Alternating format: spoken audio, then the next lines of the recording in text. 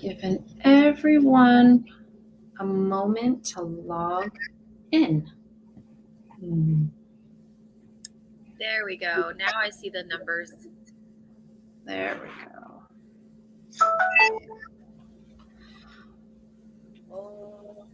Hello, everyone.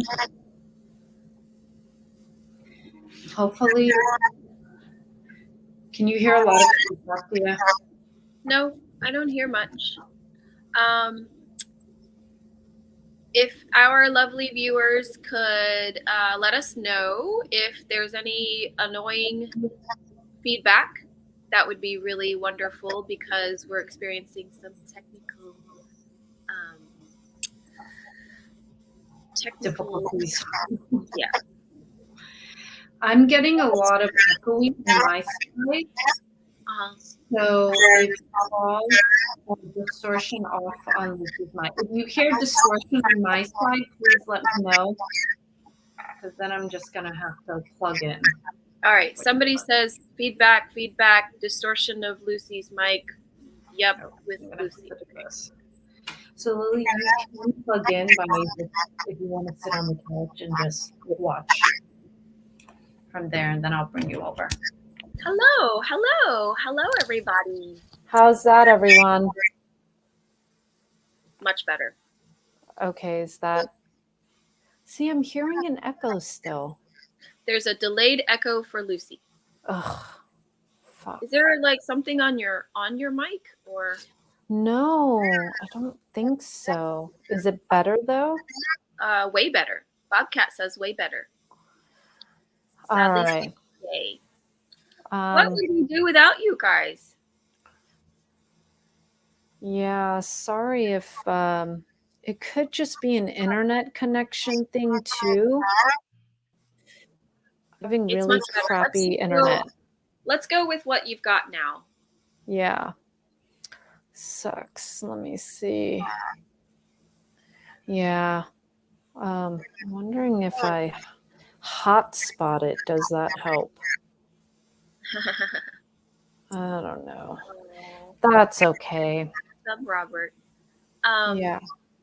Yeah, if you wanna mess with it for a little bit and see if the echo goes away, just slight echo now. Yeah. Sam says. It's giving people time to log in though. Yeah. Yeah. Why? I feel like it might get better. Let me try a different one.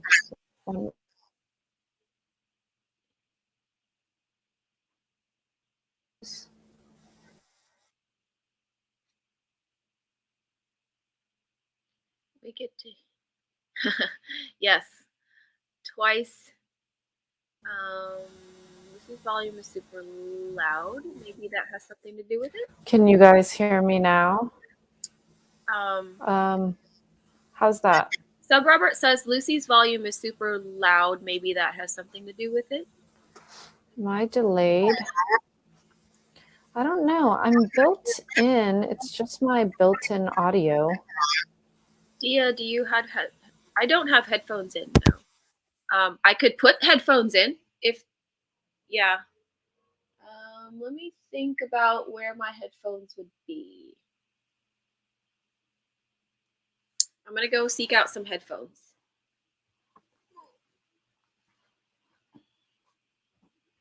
How am I now? Oh, still echoey. I've never had such issue with the echo. One moment.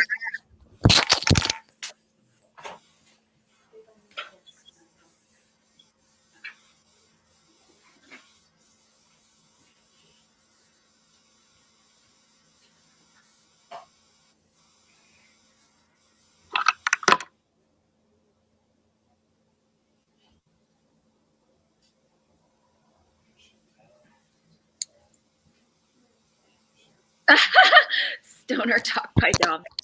Not yet. Hello. You just wait. Is that better? stoner talk by Doms because we're trying to get our audio working. I wish I was stoned, please. All right. I got a glass of wine though that just started. I would totally go get my weed paraphernalia too, but I just got really better. I think it sounds good. There's no echo. Yeah, we're good. All right, we got all right, this, audience. people. So all of you, if you guys can retweet this out, that would be awesome. We're here to have hilarious conversations, stories about La Maison du Rouge. What else? And we might bring on some guests, like a variety show. Yeah. We might bring on some guests to, tell some stories too. So for those of you who are not tuning in through YouTube Live, please follow our YouTube Live. Our YouTube channel will remain active, not in regards to new interviews, but it will be living, hopefully forever. And all the interviews will still be there, and we're uploading all our old ones. So, you all can still watch and enjoy all the interviews we've done, which are 200 plus interviews over the last few years. So those will all be there as well. So, yes. We're going to take questions. We want this as active as possible, back and forth as possible, and kind of connect with all of you who've been watching us, supporting us, playing with us, and, all of those things. So feel free to ask any questions. There's a lot coming in. It might be hard for us to get to all of them. But we'll also have little stories. So yeah, and we do encourage you, if you have been to La Maison du Rouge, to share your favorite story there as well. It could be a general experience, it could be a memory, it could be a moment, it could be all kinds of on any level that you feel comfortable sharing. We got an obvious question here. Yes. But I think this is the time for us to actually answer this question, right? Yes. So we have been asked, why are we ending lmdr, La Maison du Rouge? So, obviously both of, so, and of course interject at any moment, Dia, but La Maison du Rouge started 6 years ago. This is the 6-year anniversary. And 6 years is a really long time. And when we both started, we were started lmdr specifically, we were transitioning out of our former house, which both of us had been at for quite some time. I was there 5 years. I think Dia was there 6-7 years. And so we didn't know what all of that kind of going independent was going to look like. And so since we had been playing with each other and formed this really great bond, we both felt it was time, to leave. And also we decided that, like, what better thing to do than start our own thing together, have the support of each other, and like tread this unknown journey together. And it's been 6 years, and we've created a lot. We've done a lot, but we're also growing as individuals. And we both wanted time and energy, which, as we all know, is very limited for all of us, to be able to do some of the personal things we wanted to do within kink and BDSM, but we had our own personal passions within that we wanted to do, but weren't able to have the time and energy to do, because when you have something as pretty prominent and big like La Maison du Rouge, that has a show and a Patreon and a space and education and events that we would do, it took up a lot of our time and energy. And so we really only had time to do pro-dom stuff as Lucy Sweetkill and Dia Dynasty, and lmdr stuff. I feel like, and try to have a semblance of a personal life in that too.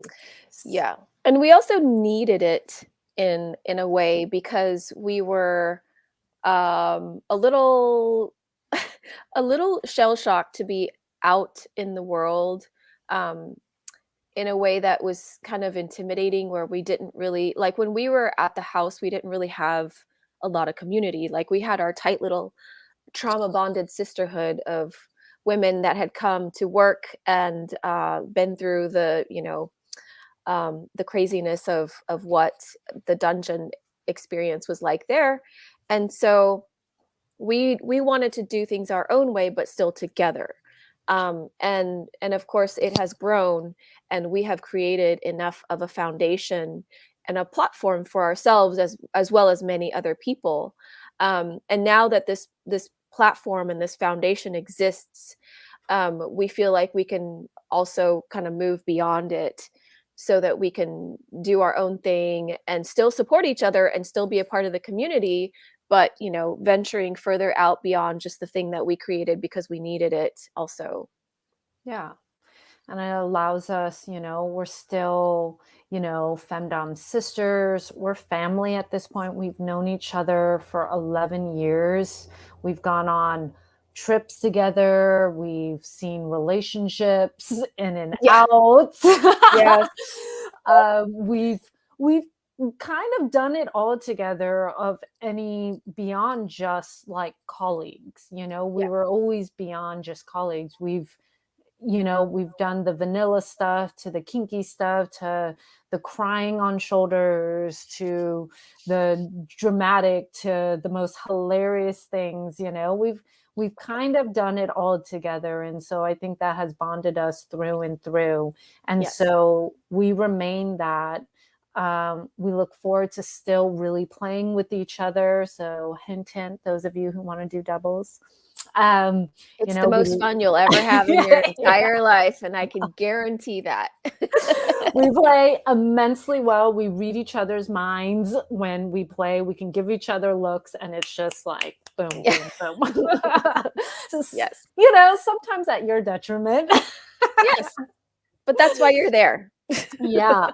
And so we have all of that, and this will just allow more room for that while still maintaining our sense of individualness too.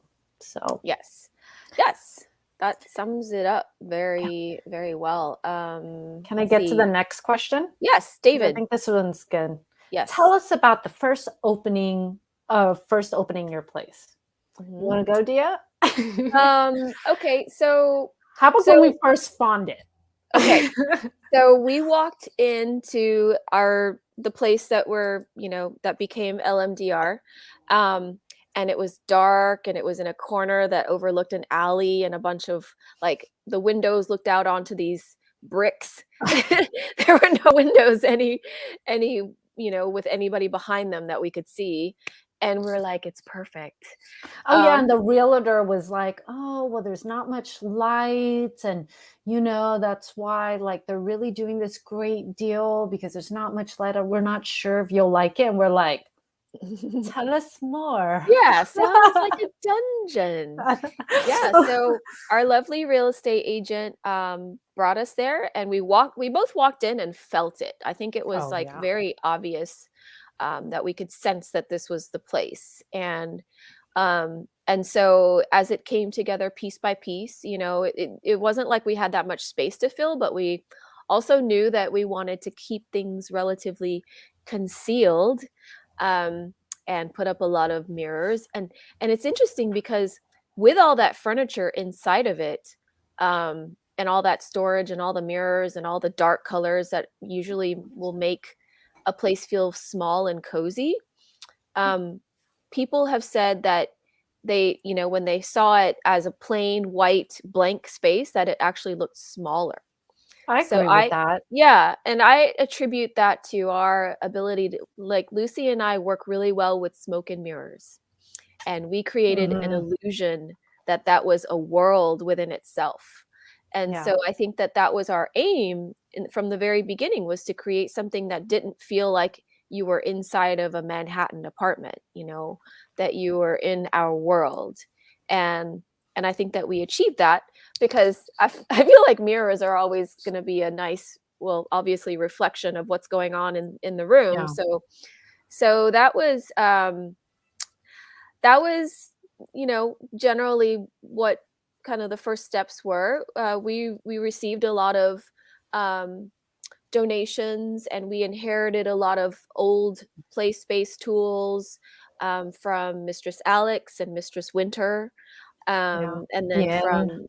from Yin, Yeah. and from Charlie Bear, and then from various other people that have supported us and our, paraphilia over the years. And so it's been, it's been such a fun thing to actually disassemble it too, because like peeling back all the layers, like when we rolled up that Oh my God. We're not going to talk about that. Because some of you have been on that rug face down. We have cleaned it. We will tell you that. Yes. Those power cleaners, Pups has been a champ through some of that. I will say, oh my God, some of the stories, because we, as the people who've been in there, you might have seen the detail of like changing like outlet plates out and stuff like that, so that it would go with the color. So we had gold plates, black plates, all these stuff. Changing everything to dimmers, the lighting, like all the lighting, everything in that place was what we did to it. And Pups and I having to put dimmers in and all those things where everything was put together like with glue and gum or some shit like that. Yeah. We would open things up and be like, okay, we're going to change this dimmer out, and be like, oh my God, these wires are like held together by gum. Like, how are we going to do this? And so just the amount of like random shit that we'd always have to be like, you would think it would be a straightforward fix or change out. And it was always like 4 steps before we could do that thing. The walls, what was behind the walls was a surprising amount of history. Yes. Like historical things like newspapers and sawdust and plaster. Yeah, what was a real wall, what was not, what was, oh my God. And the pipes. Like the bathrooms now and the plumbing works perfectly now after 6 years, which is still a little sore spot for me. Yeah. And what an ordeal it was to just get it fixed, which was the last like Good Samaritan thing that we did for that place. It was a shit show. So that was opening it up. There was a lot of Home Depot, blood, sweat, and tears. So much painting, so much group painting.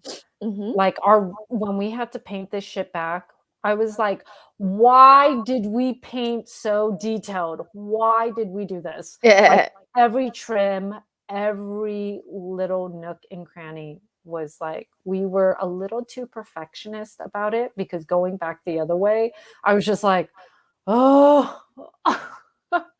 Yeah, and of course, when we were doing it, we were like, well, we don't need to worry about this now. No. It was crazy. Yeah. Oh, let's go to this question. Yeah. If you two could go back to the start of LMDR, is there anything you would do differently?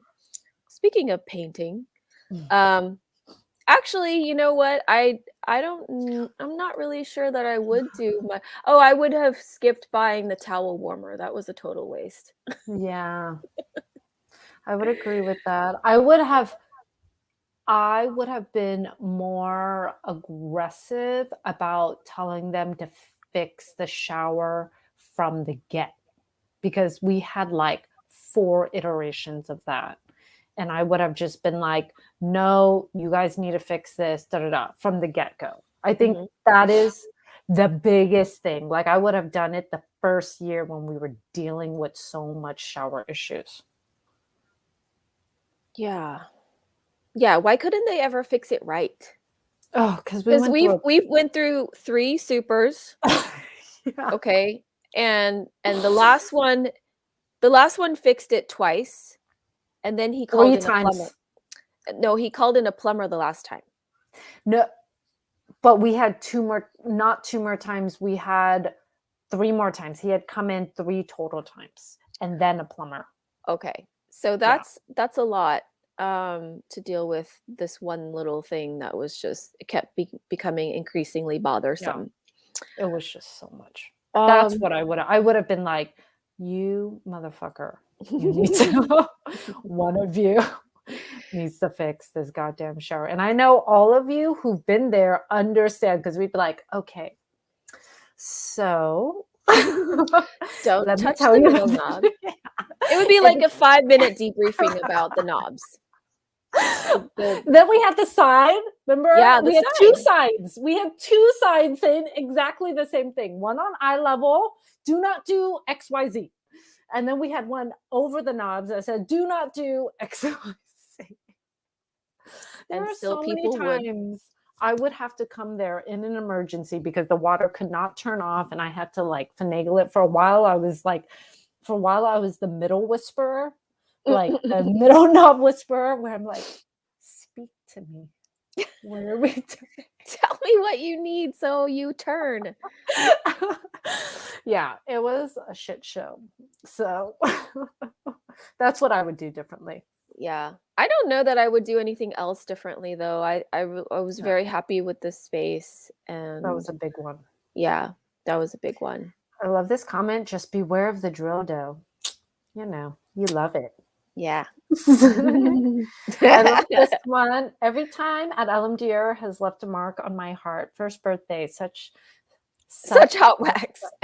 Wine enema, Sassy Rob. Oh my God, Sassy Rob wine enema was, Lily is over nodding her head. Oh, I missed that one. Frodo working 9 to 5. Oh yeah, that's what I was playing when we first did the drill down. And birthday purge. I wasn't at the birthday purge. You were. Oh yeah. You and Aviva. Yeah. Yes. Yeah. We made it very overwhelming and training sessions. Yeah. I hear this question. What have been some of the most rewarding aspects to come from creating lmdr for you both you didn't expect? That we didn't expect. I would have to say that I did not, and I don't know if I expected this or not, because I don't normally expect things. Try to keep my expectations extremely low. Yeah. And I would say just all the people that I've met and how this has become very much a community.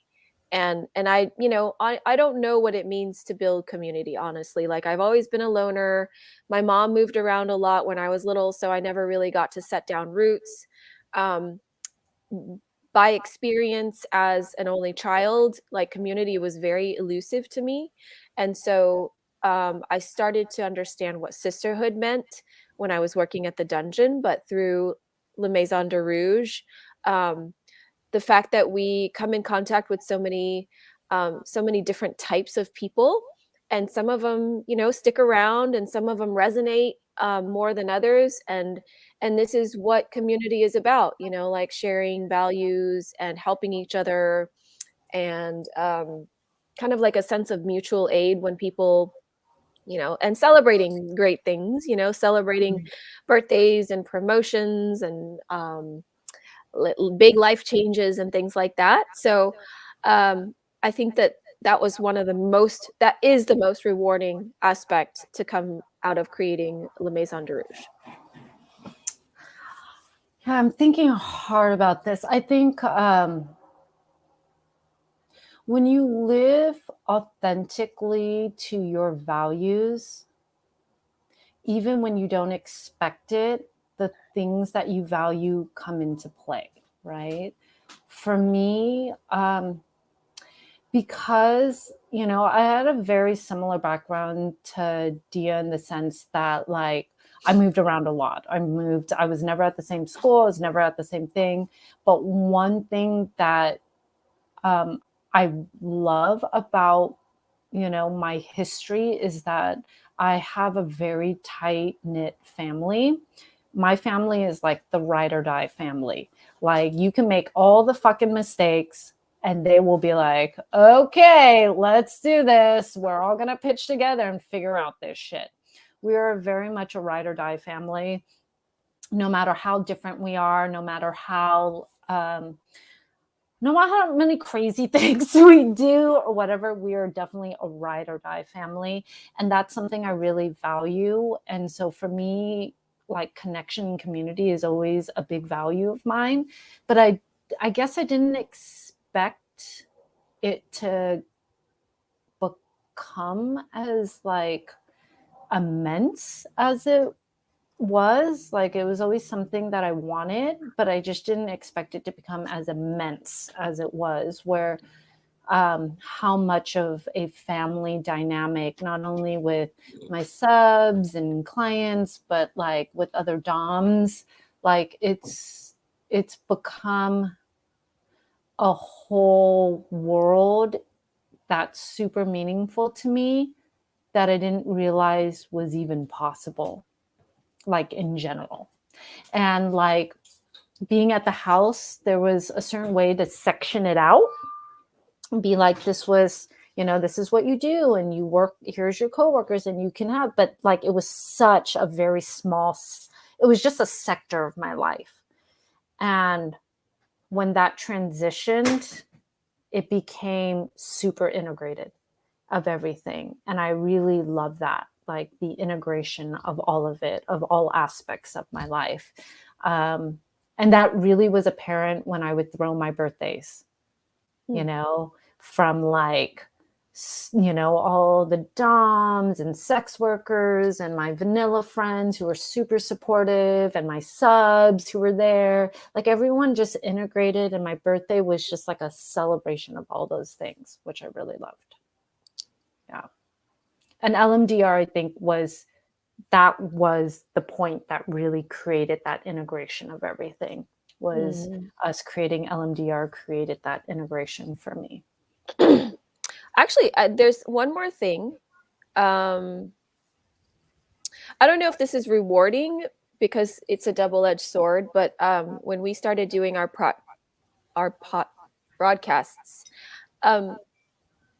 it was like we were broadcasting our faces as well, and a bunch of subject matter that was important to us, and we had a lot of people tune in and tell us that these broadcasts and these interviews had made them feel less lonely and less broken or less alone, less alone in their kinks, and just a lot less ashamed too. And actually that to me is extremely rewarding. So Yes. that was something that I was not expecting as well, in the work that we were doing with the broadcasts. Yeah, it was really, I think we wanted to help. Like when I remember that conversation, we were like, let's try this thing because there's like a lot of misinformation, and we wanted to help our own clients like get a little more information as we were building these deeper bonds with people. And we're like, oh wow, like for someone who's been playing for a while, like this is still elusive information, let's help out. And so that's why we really started, was just to, like, in all honesty, help with our subs, learn a little more and feel less lonely around everything. And then it just, like, hearing how much, even people who don't participate have seen it and felt like really connected, like that was so, it's been really crazy meaningful to us to do that. And then to also like put the voices and stories out of DOMs and other sex workers and all these people in this community to tell their stories. That's been super beautiful. And then our femdom gatherings, there are a lot of people who, we've learned that they met each other, many DOMs who have met each other and become really close friends through our gatherings. And that's kind of like, that's crazy.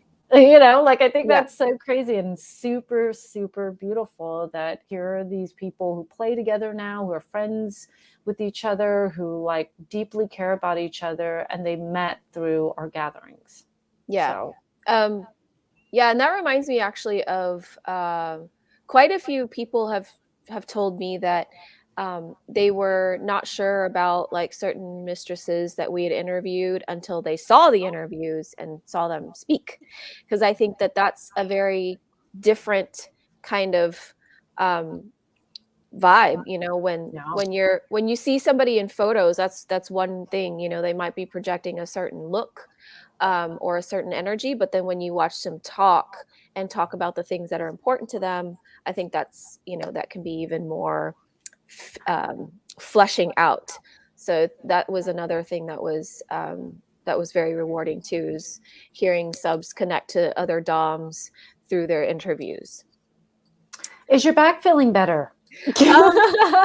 It's feeling a little better. I mean, I can still do everything. It's just like, you know, there's a little bit of pain, and it reminds me to use my knees to lift instead of my back, because obviously I've been doing things the wrong way. And I knew this, you know, like I theoretically I know that you should lift with your knees, but I just wasn't doing it.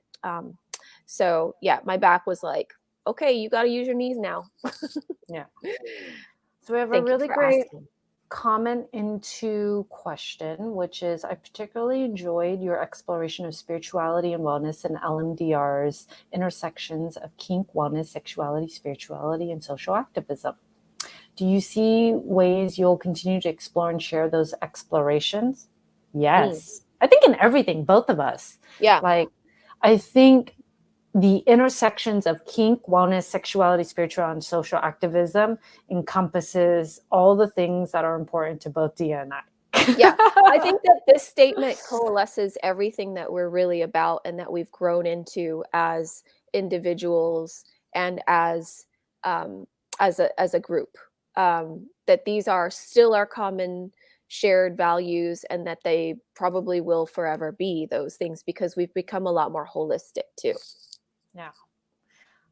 We have, oh my God, the shower. I would never have been able to work the shower if you didn't turn that on. Yes, we would turn on the showers. Yeah, because in subspace, you're probably just like, what are these? Oh my God. How do I get the water?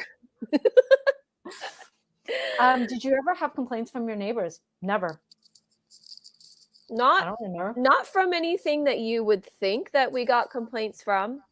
The only thing that ever happened where we had a neighbor issue was when there was a leak in the dishwasher, and it went through the floor in the kitchen and into the super's apartment onto their bed.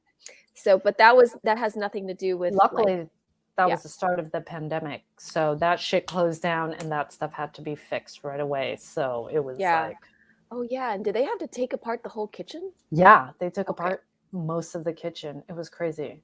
Yeah. Miss Amalia Valentine has what a great question. What are some of your favorite stories, memories of the space? Ooh. Oh, this is, oh God. I've got one immediately because I recorded it, which is how my memory works. I did a pimple popping scene with Charlie Bear, who I've been thinking a lot about recently, and also because we did a pimple popping scene recently as well. And I remember, setting the scene with classical music, and I got Charlie Bear, like kind of subdued in a hood, and he just laid down on his belly, and I went to work. These are not just like little pimples. These were cysts that were like this big around on his back. They didn't have heads, so I had to kind of had to cut them open. And then this was more like part 2 of the first of the pimple popping series with Charlie Bear. The first one was a big surprise, but that happened at the dungeon, which is maybe a different story for another day. Trauma for me. Yeah, it was something that we all experienced as like horrifying and amazing. But this one was a lot more subdued, and I was very careful, and I was I was way more prepared. but it's still like the pimple that I was putting pressure on still like shot this huge like spaghetti string out onto the curtains, which we don't have anymore. They were curtains that we got rid of. I think I remember you telling me, you're like, Yeah. well, at least I got out of the way of the curtains or of the string. You learned from the first time. Yeah. I didn't have any PPE on, but I was able to get out of the line of fire. Yeah, and there's a video of that somewhere on Twitter, and I just love like perverted scenes like that. You know, you think that you're gonna see some like leather hooded chained up person get beat, but no, I'm gonna pop his pimples. Yeah, we told you all. That's why we're closing lmdr down Right. to start That's our right. Dr. Pimple Popping business. You know, next to that building will be next to our rape insemination building. Oh yeah. Or they'll just be like in the same building with a little courtyard in the middle, you know. All You know, science. interchanging. You Yeah. go from one to the other. One of, oh God, I have so many great memories, but one of my favorite memories, actually, just because, all right. So Poppy Lou, who was the actress, a friend of ours, who is the actress and Mercy Mistress, because she was learning her role for Mercy Mistress, Yin, who is our good friend, had asked if she could shadow us. And one of the sessions she shadowed was you, me, and a Catholic schoolboy who, you know, was giving pink eye to everyone because he was touching his butthole. I forgot that she was there for that. Yeah, she was the nurse assistant, and I was the principal, and you were the head nurse. You were the head of the nurse. Yeah, you were head nurse. Yeah, you're the head school nurse, and she was your assistant, and I was the principal who had to bring him in because we've had an outbreak of pink eye. And the outbreak of pink eye is because people were touching their sin hole. Yeah. And he was patient 0. Yeah. And he was touching it. Oh yeah, so we had to. And she had like a board and she was taking notes, you know.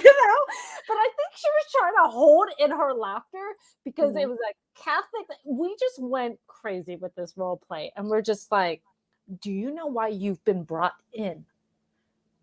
You know, we've been having an outbreak of pink eye, and you know where pink eye comes from because you've been touching your sin hole." And he was like, "But I love touching. You've been going in the bathroom and touching your sin hole and then touching other kids, haven't you?" And it was just like, and then we had to put baby Jesus in him, in his sin hole, you know, and do a ritual. And baby Jesus is a butt plug. Yeah. That baby looks like butt plug. That looks like a baby Jesus, just in case you were wondering. And then we had to do, so there was a series of things to take, you know, to repent and take the devil out of him, which included a beating. Oh yeah, flagellation. You know? And it was just ridiculous. It went through all kinds of the medical, the Catholic, the school, the like everything. And she was just like, and she actually wrote down notes. I remember because she showed us, and I was like, oh, that was just there as a role play thing. She was like writing notes down. And she was like, that was hilarious and crazy. And like, I like all the things you guys went to, like, was just like pure acting. The story made sense, yet somehow it was ridiculous. Like all of these. And I just like, that scene made me laugh so hard.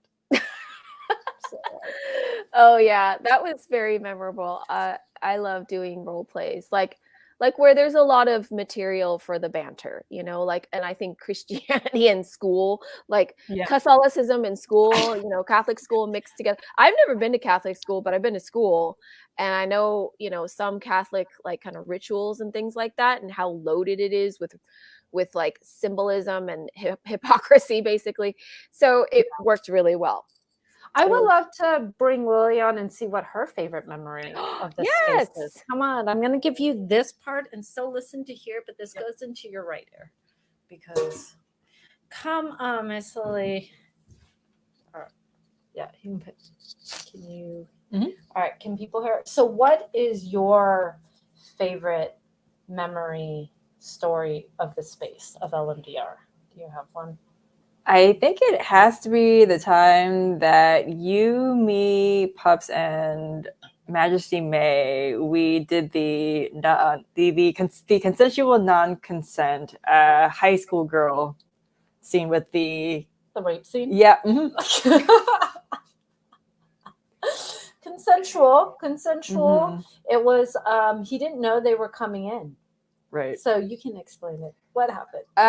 So we were basically waiting for him. I think if I remember correctly, he did not know that Majesty May and I would be waiting for him, and that when he finally entered the room, we were like, "Get him!"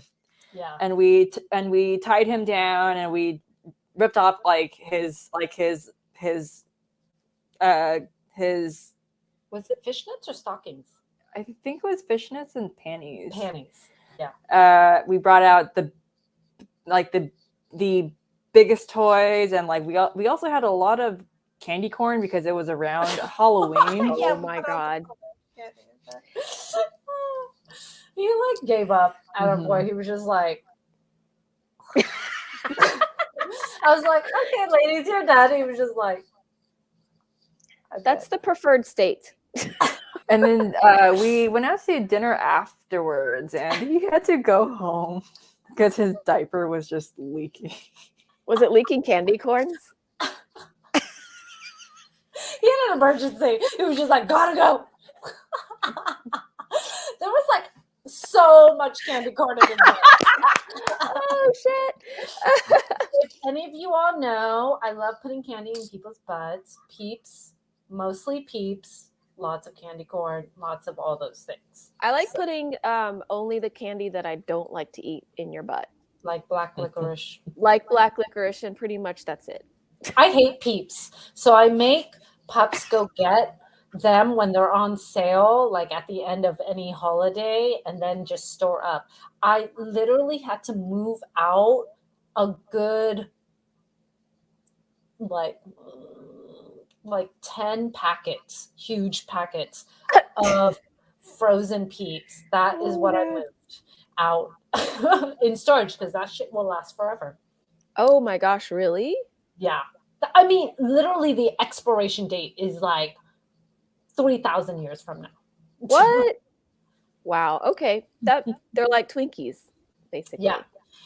We explained some of these other questions already, but I want to. Oh yeah, Dia, do you want to explain what La Maison du Rouge means? The Maison du Rouge is the House of Red, and Rouge is English, but Rouge is French, and they mean the same thing, essentially, the House of Red. And so the House of Red is basically kind of this red being the symbol for passion and power and lust, blood and blood. feminine. Yes, red lips, hyper feminine, danger, all those things. So that's kind of what we wanted to convey through the name. Is this is a house that's not it's not the house of pink, it's not the house of beige, it's not the house of black, it's the house of red. And all those things that come along with the color red. Red is like, if you look into kind of color psychology, it's super powerful, but red represents so much, especially around passion and feminine energy, but it represents so much like pride and power. That's why you see red in a lot of flags, and because it represents power and just like the idea of like blood, right? And what it means to really have that dedication. So And in the Asian culture, which Lucy and I are Asian, it also represents royalty and good fortune. yeah, it is the most prominent color that you're supposed to in every ceremonial thing except for death, which in Vietnamese, death is all white. Same. Um, it it's used in every other, like celebration. Yep. Red envelopes and red dragons and red lanterns. So that's kind of us bringing our Asianness into it, even though we chose a French name. Yeah, I'm trying to go to a variety of folks here looking at this is really sweet. Somebody asked where the idea for the interviews came from. Did we already answer that?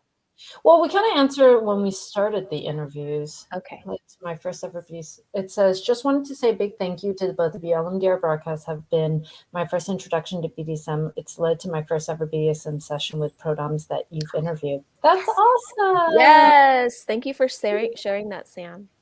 Sam, what is your avatar? Is it potatoes? Looks like potatoes. I want to see if there is, so there are some other, here, let's do this. I like this question. What does 2022, the future, hold for each of you? Plans, direction, goals? You know, I actually live a life without goals.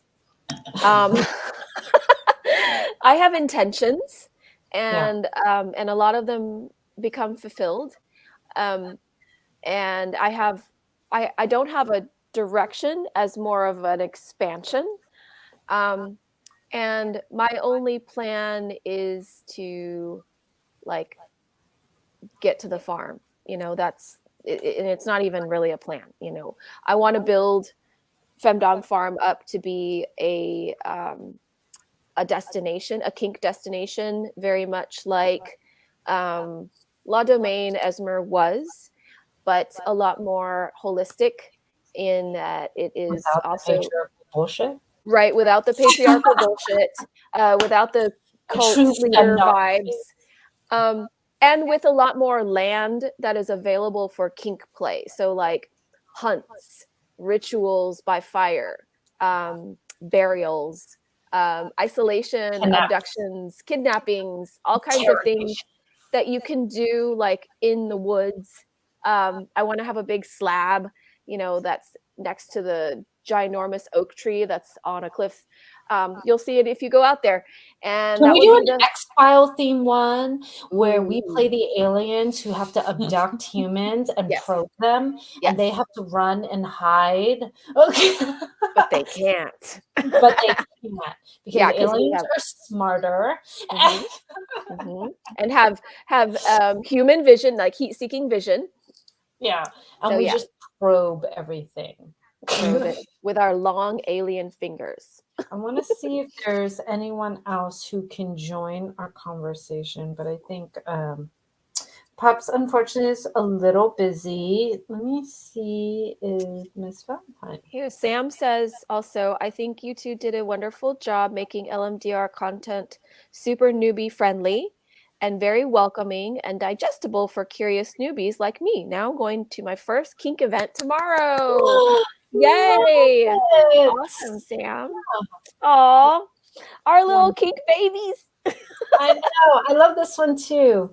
This lmdr not only played a crucial role in propelling me into my dom journey, both you and your guests provided language knowledge that I was never got while growing up as a femme individual. I am forever grateful for that. Oh, thank you so much. That's like really. Oh, that's awesome. Yeah, the language is really important because I think that there are a lot of terms that get tossed around, especially between subs and doms, you know, when subs are like asking for something. Yeah. And it becomes like kind of this thing like where we have to investigate, like, what do you mean? You know, tell us what you mean by that. Because the language can get convoluted, you know, through media and whatever else.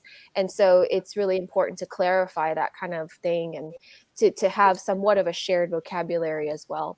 So thank you for that wonderful compliment. Shermie, ask a question. I'm so thrilled to see the three of you here. Well, Try well to Lily helped move a bunch of stuff. So, you know, I was like, we got to get there. We got to do the interview. I got to do the interview. So she just came along too. So that was yes. really helpful. Somebody's asking, a kitty, dry well to lower people into. That must be in reference to the femdom farm. And yeah, sure, we'll dig a baby Jessica well and lower some people into that. Baby Jessica, wow. Fucked up. We've got a comment in Spanish that I don't. I'm so sorry, but do not know Spanish. If anybody can translate Spanish, just let us know and we will put it up and you can help us after this question. How about Lucy, your future plans? Where will you both play session? Thank you for asking. I have a lot of things in the works. There's been a lot of projects, a lot of different brands that I'm actually working, that I will be working with, who have a kink or BDSM element. And I want to make sure that they're steered in the right direction, especially if they want to stay connected with the BDSM community. So that will come out in the next few months. And, you know, there's a lot of things that I've sort of put on the back burner while focusing on other things. I have a podcast that I've been wanting to work on, which will give me time to work on that. So that's a big one. And then working with different brands to kind of steer them in the right direction in regards to feeling very connected and authentic with the BDSM community.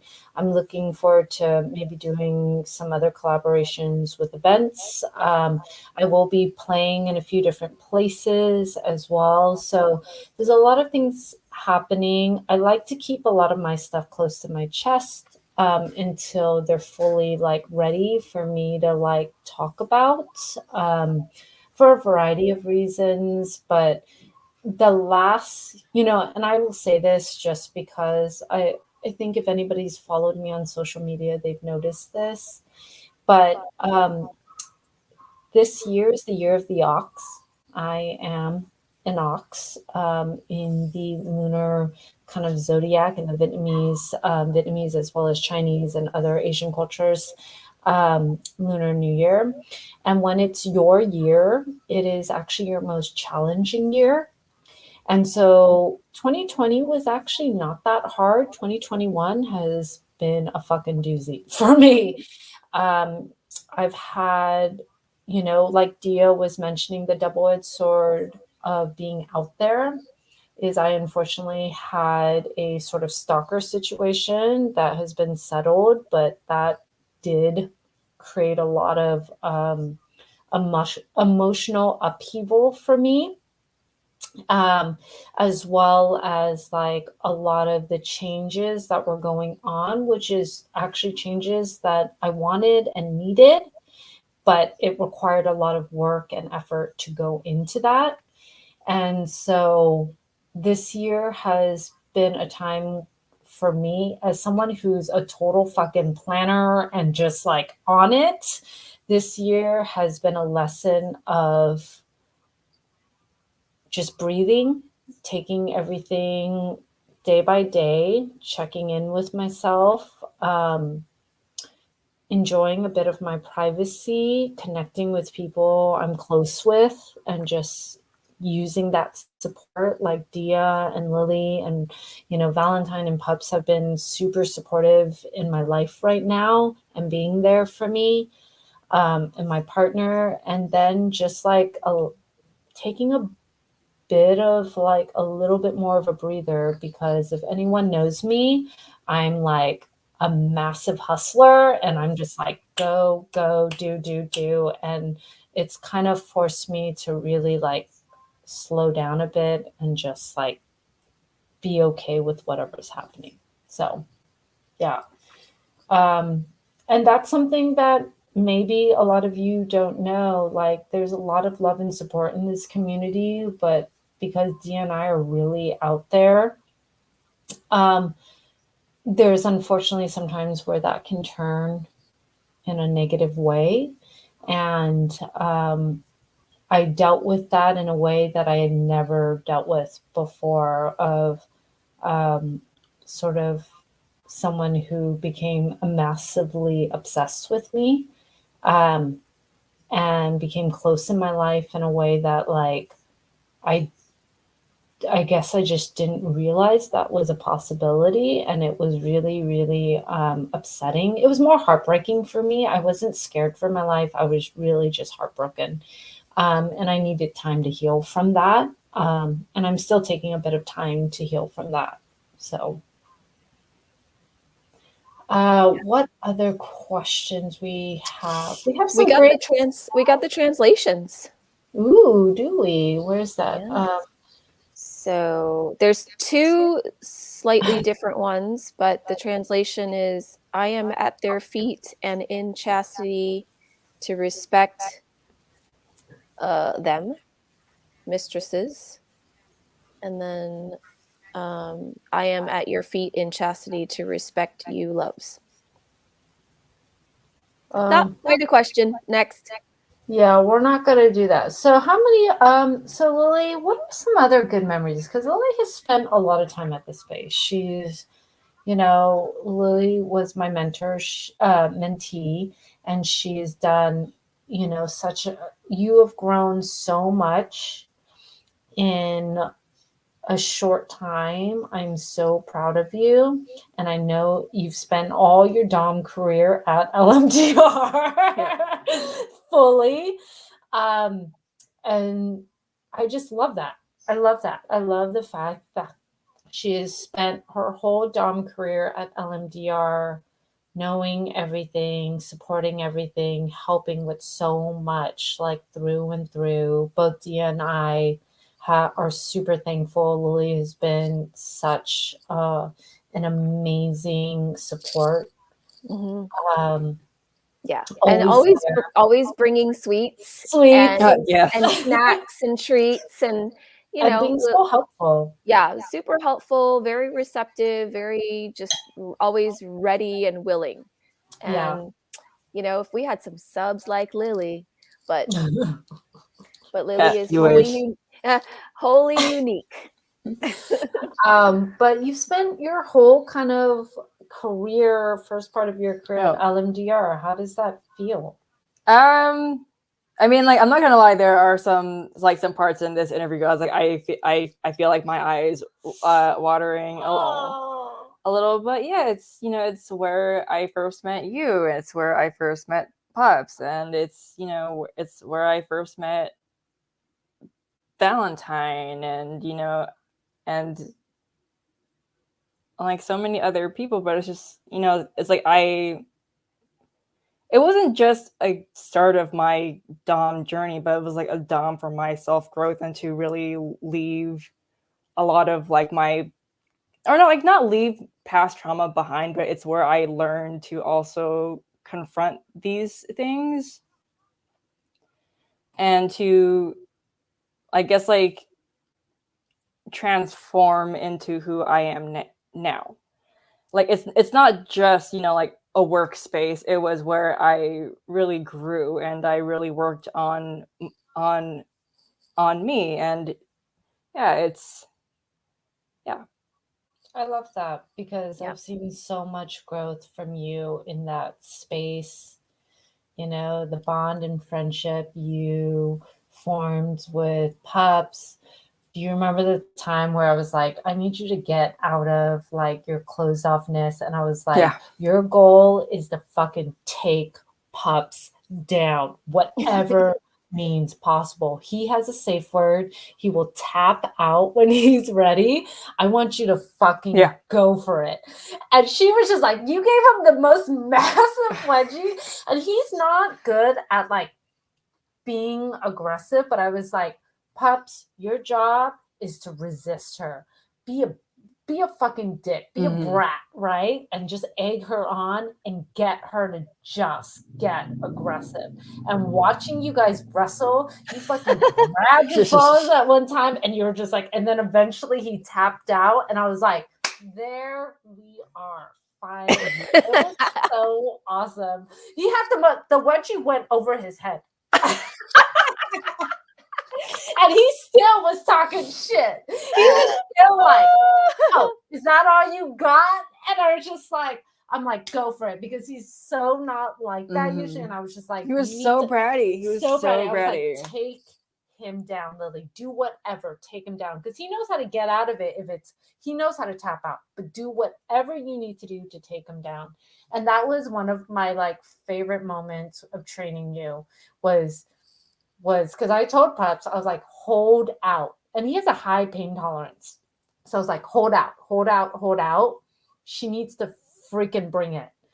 And I was like, do whatever you need to do, Lily, to take him down and tap the fuck out. I wish I could have been there to see that. That would have been really. Oh, really I also thought of another one. Soggy dick. Oh, humiliation. Yeah. Dick humiliation in the space.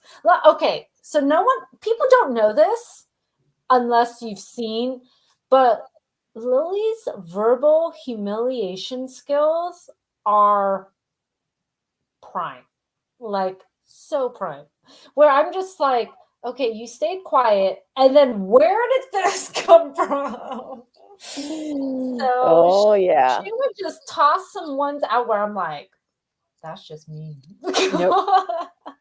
Like calling someone small dick humiliation, SPH sub, calling his dick soggy. Literally walking in that door, coming in, because she came in afterwards, coming in, looking at it and being like, why does your dick look soggy? No one wants to hear that. No one likes soggy. Like the look on his face. It was just like, yeah, I love that there's been a lot of people, including you, Dia, that has had certain individuals really grow in that space. Yeah. I mean, I have a mentee as well, Nell, who isn't as present, hasn't like really been involved because she has work and school, and wasn't as available, and also is like kind of shy. So I've had to like slowly ease her in. But yeah, watching her kind of like light up whenever certain ideas and are put into play, and being like, oh, I could do that, she shadowed one of our sessions with BBG, and it was like a mixture of like all kinds of deviant things that you and I were doing together, Lucy, as well as kind of this very like kind and caring interaction around it. So I think it gave her like this really kind of more full idea and understanding of what we really do, as opposed to just like what she's seen, on TV or in movies, which, I think that also our interviews and our mentorship really help people who have not really experienced this kind of thing get a fuller understanding of like all that goes into it. Yeah. I think that's awesome. We've been able to mentor some amazing individuals, Lily was my first mentee when I took a break from mentoring folks, because Dee and I did mentor a bunch of people at the house, and I got burned by someone becoming really close, and that like put me off for a little bit. So there was that. And so Lily, and then I had a handful of different people, May, including one of them, and Miss Valentine. So I'm really thankful for these amazing people who have like supported us, and like Dia's had many different mentees as well coming through, which, you know, it was a great like space to collaborate. And for us, there was a lot of doubles that we did where the mentees could see, you know, how we played together and how easily like we just like read each other's minds in the things we did. There was like what flow looks like with another person. Mm-hmm. Yeah. Yeah, it's really something special actually, because it didn't really happen that much, and I haven't really had that kind of meeting of the minds with like that psychic compatibility with anybody else but you, Lucy. So it's a, you know, it's like sometimes you expect to be able to do this with other people whenever you double with them, but it doesn't happen very often. And so I'm so grateful that, you know, you and I got to meet in that way and to play in that way and to have other people witness us play in this way, and to almost be like two hands of the same demon, you know? I really, really feel that way. Like, and, you know, for those of you who have played with both of us, would love to hear about your experience, you know, honestly. But I, like, Dee and I could just look at each other when we played together and we knew, you know, like I would look at you and you knew, like, go on in, and I would, you know, even our cleaning was like that. It was Yeah. just like, we like danced really well together. We just moved in this sequence Mhm. where like, and even when one person had higher energy, we knew like, okay, one person is going to be up here, person can be down here. That's okay. And we'd be able to like maneuver through that just so seamlessly. And I Yeah. always really appreciated our play because we just kind of do ridiculous shit together. Yeah. And Remember then we that just time? layer on a ridiculous. Yeah, and we become this like perfect cycle of like terror and fun, you know, like all the things. There was a time at the house, I remember, when Lucy, like I think I was having a bad day, or you know, something, you know, something was upsetting me, and we had a double session together, and I told her, you know, I was feeling a little meh, and she made a pony for me out of whoever we were playing with. I made a pony for you. And she's like, "Yeah, I made you a pony," and I got her a pony, and it was all good. Fixed it. I totally did. I was like, I got you. I'll make you a pony. I was just like, you're gonna pony around for Dia because she's not having a good day, so you're gonna be a good pony. I made you like stirrups. Yep. Like, Yep. thing. Little Like, oh, harness. Yep. It was perfect. Yeah. Or the time you were having a bad day and I made pups, I was like, okay, well, you can do whatever you want to pups and we can dress him whatever and he's going to dance and entertain us. Yes. To make you happy. And you're like, okay. And I was just like, what would you like? And so we just started dressing him and making him do all these dances. And he danced. Yeah, like making him do all these things. And he really put himself into the dancing, you know? He wasn't just like wavering around. Yeah, you know, he like was working it out. Yeah, he really was. Like his feet like left off the floor for bits at a time while he was dance hopping, and I was very grateful for that. So yeah, Lucy's just got this like sensitivity about her that, you know, she can just sense these things, and she can sense like what will help them make you feel better, basically. And I really value that about her. I just want to make you laugh if you're feeling bad. So I'm like, okay, how can we entertain you? Yeah. Oh, I'm pretty easily entertained too. We used to do this thing where if pups misbehaved, I would punish him he would get ball kicks. But if I gave him, it was a punishment. So I would give them to Dia to kick him in the balls however she wished. And that was true punishment because she did not give a shit about what he could handle. And so she would just go for it. And there was one point where she had like 45 ball kicks. And so sometimes I'd be like, Dia's having a bad day. Get on the ground. Or like or sometimes you would just threaten him, like when he was misbehaving or being bratty, you'd be like, oh, you still owe Dia some ball kicks. She's like, I'm ready. I got my shoes on. Let's go. And he's like, that was always... I was like, I'm outsourcing this because I know that if I kicked you in the balls, it would be too. Oh no, we lost Dia. She's gonna come back on. Her internet connection can sometimes go out. She's coming back on. Whoop. Sorry. There you go.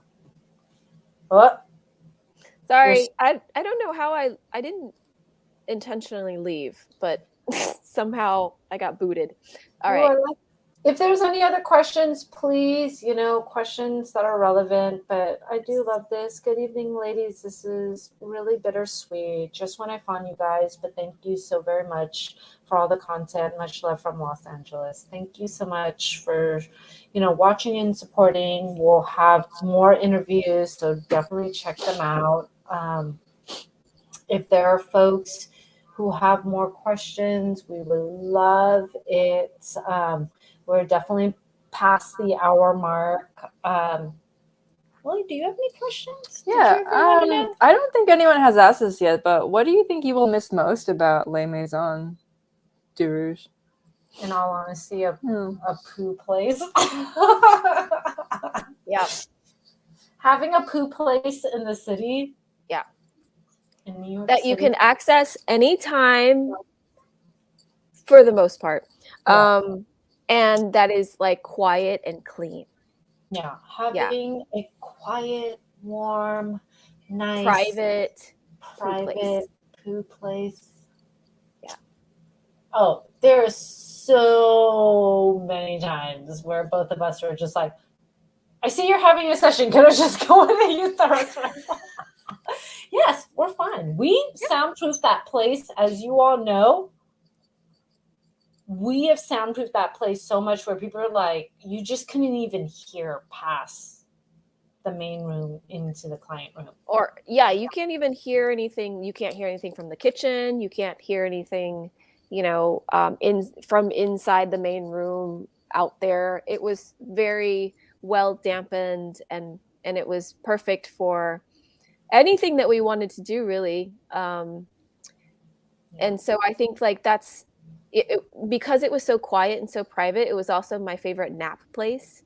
Like, I'm a sleepy person. I like to, I get exhausted very easily, especially if I'm in the city all day. So I sometimes would just go there and take a nap. And I will miss that the most. Definitely napped on the cage. I napped in the cage one time. Like, I kind of left it open and I was like, well, this doesn't feel right. No, like, I didn't. Rolled myself back out and went back on top. Yeah. Top of the cage is the best napping place. I feel like this is a great last question. Going forward, what is the best way to support and keep up with the both of you? Look below. Yes, look at our websites. There are multiple ways to connect with us. If you just go to our website and look under the proper tab, like connect, or what is get in touch, or contact, or whatever, there's ways to book sessions, and that would be in person and also online sessions. There's ways to text with us and share photos with us. There are ways to call us on the phone and talk to us and hear our lovely voices and talk about your fantasies or just your day. What else? We are on social media. We're not going to be on Facebook anymore. I think that's going to end. But everything is like Dominant Dia Dynasty is a very unique name. So if you search for that, you'll find a lot of things. Myself, Mistress Lucy Sweetkill, or Lucy Sweetkill, or Dia Dynasty. These are very unique names that if you just search for us, you'll find all of the ways to connect and support. And we're always putting things out. We're always putting things out. So yes. I would have to say though, Sam, that Twitter is probably where I'm most active. I enjoy Twitter, and I love just kind of, there's a lot of sex working community on there. There's a lot of subs on there. Yeah. And above FetLife, above Instagram, Twitter is where you can keep up with me the most. Yeah. Yeah. So Twitter is my go-to one too. Awesome. So yeah, since we have exceeded our hour, and I know that maybe some of you have some things to do, we have answered our last question, and we appreciate all of the participation and the memories and the reminiscing and the laughter. And of course, we're going to be around. We're going to take a little break. We are not retired. Not retiring. Never retiring. We will be around. Lucy Sweetkill and Domina Dia Dynasty are very easy to find and very easy to contact. So, we won't have these live shows like every Monday, but, we might go do an Instagram live thing every once in a while, or a live OnlyFans thing, or whatever, so. I'm hoping to start a podcast, so that's in the works. So Ooh. I will be putting that out. Is it audio only podcast? I'm working on the details. Okay. Working on the details. It's been something that's been a passion of mine. Mm-hmm. And so I've been working on the details, but I had to put that on the back burner for the last, 2 years with everything going on. So hopefully that will come to fruition. Yes. You will see us doing events. You'll see us at doing performances. You'll see us promoting these things, most likely on Twitter and probably Instagram as well. So we're still going to be around in full force after we take a nice recharge. Yes. And Dia and I, we love playing together. So wink, wink. Wink, wink. Wink at you with both my eyes. Yeah. Both winks. With Asian people, more fully winked. I'm winking right now. No. Only Asian people are allowed to make that joke. FYI. Only the people right in this video are allowed to make this joke.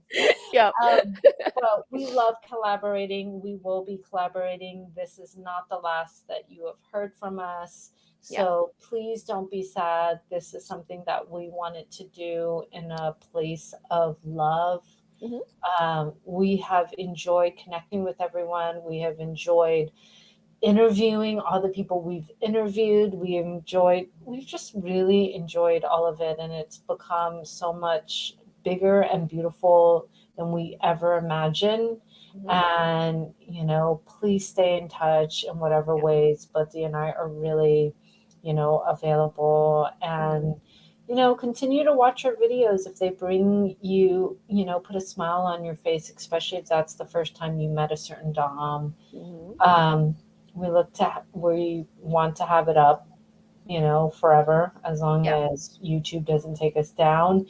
And, thank you so much for all the support over the last 6 years and the continued support that both Dee and I hope to have, and for the things we will be definitely creating.